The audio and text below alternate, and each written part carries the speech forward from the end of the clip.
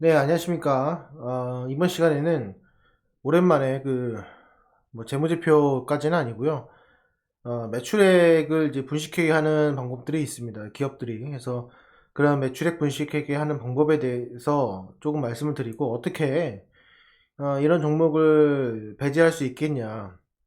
상당히 고민이 많으실 거예요. 그래서 그런 종목이 어떻게 배제가 되는지, 그리고 어떤 방식으로 이런 걸 알아낼 수 있는지에 대해서 오늘 짧은 시간 안에 좀 이야기를 하려고 합니다. 이후에 뭐 영업 매출액뿐만 아니라 뭐 여러 가지가 있습니다. 다른 것들도 분식회계 하는 방법이 있고요.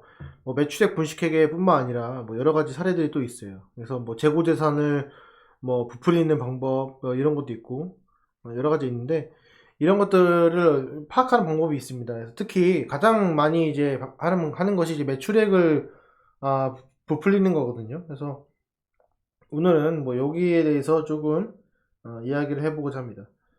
어, 매출액은 보통 이제 회계기간에서 1년 정도를 말합니다.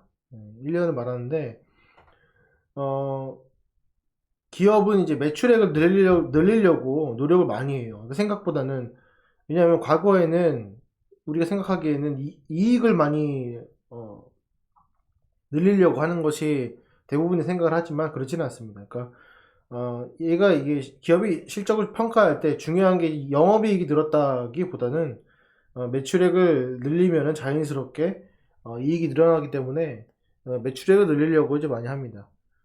그래서 결국에는 어떻게 하면은 이제 매출액이 가장 많이 늘어날 수 있을까에 대한 고민을 많이 하는데, 이게 이제 바람직한 방법이 있고 바람직하지 않은 방법이 있어요. 바람직하지 않은 방법은 분식회계를 통해서 매출액을 늘리는 방법이고, 이 바람직한 방법은 뭐 기존의 제품을 개선하거나 판매를 증대하거나 아니면 뭐 신규 시장을 개척하거나 흔히 알고 있는 건전한 방법들이죠.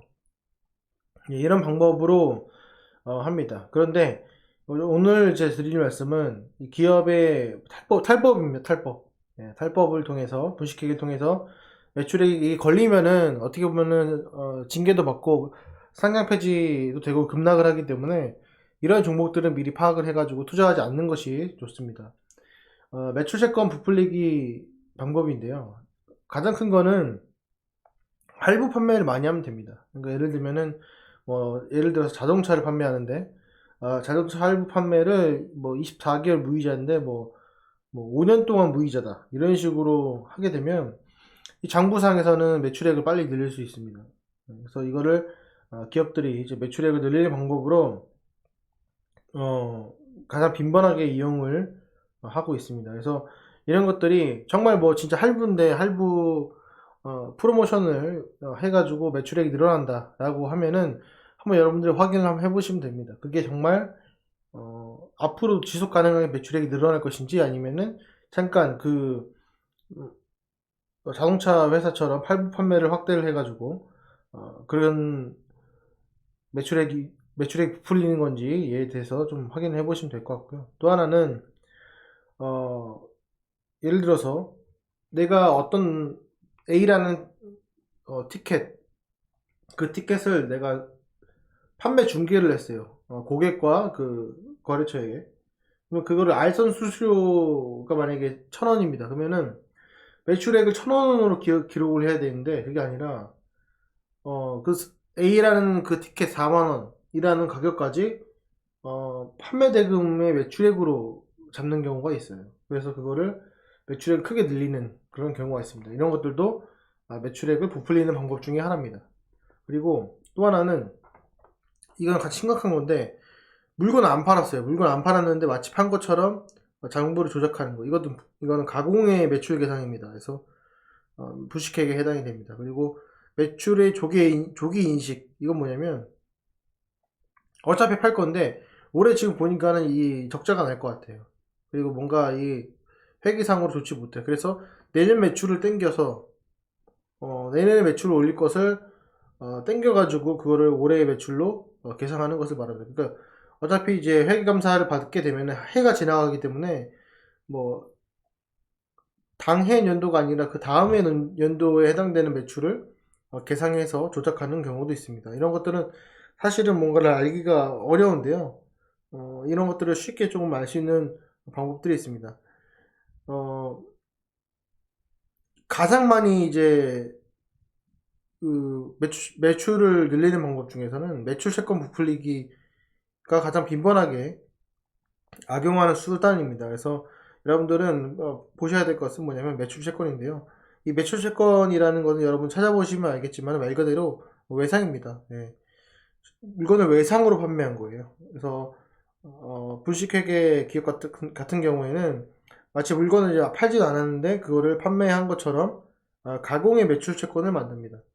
그래가지고 앞으로 받을 돈인데 그거를 이제 매출액으로 기록을 할 수 있기 때문에 그렇게 되고요. 이게 왜 좋냐면은 이거를 하면은 결국에는 매출 채권이 늘잖아요. 그러면은 뭐가 되냐면은 당좌 비율, 그러니까 유동부채 대비 당좌 자산이 올라가게 되고, 그 다음에 유동부채 대비 유동 자산이 또 올라가기 때문에 이 당좌 비율하고 유동 비율 올라갑니다. 그래서 많은 분들은 좀 공부하시면은 당좌 비율도 올라가고 유동 비율이 올라갔네 이렇게라고 생각을 하시는데, 그거 말고 이제 더 봐야 될 것들이 있어요. 더 봐야 될 것이 뭐냐면은 이 매출 채권 회수 기간입니다. 그러니까 무슨 말이냐면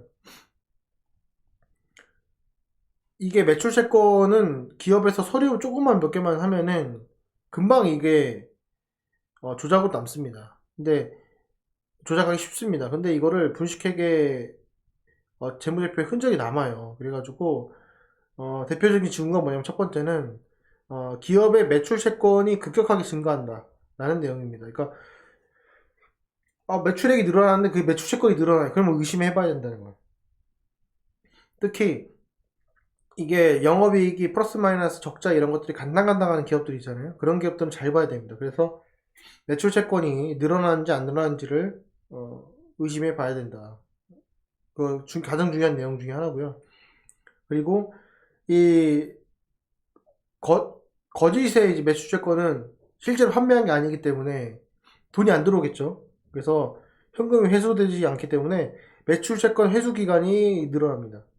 그래서 이거를 DSO라고 하는데 매출 채권 회수 기간. 그러니까 내가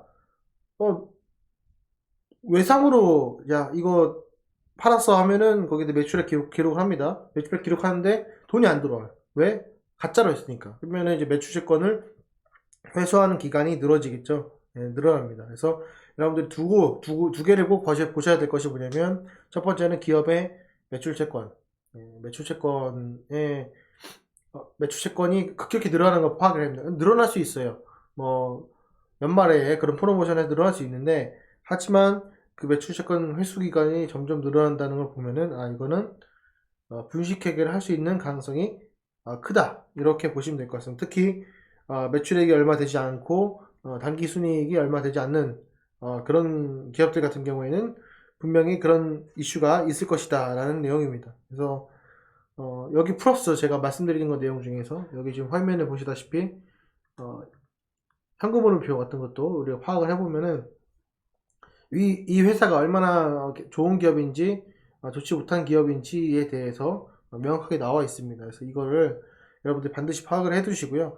이 해당 영상이 만약에 마음에 드셨다면은 뭐 추가적으로 제가 뭐 재고자산에 대한 내용들도 좀 이야기를 해볼 예정이고요.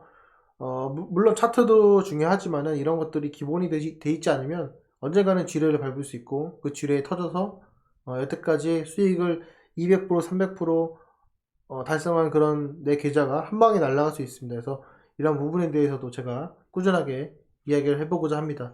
네, 오늘 영상은 여기까지 하겠습니다. 감사합니다.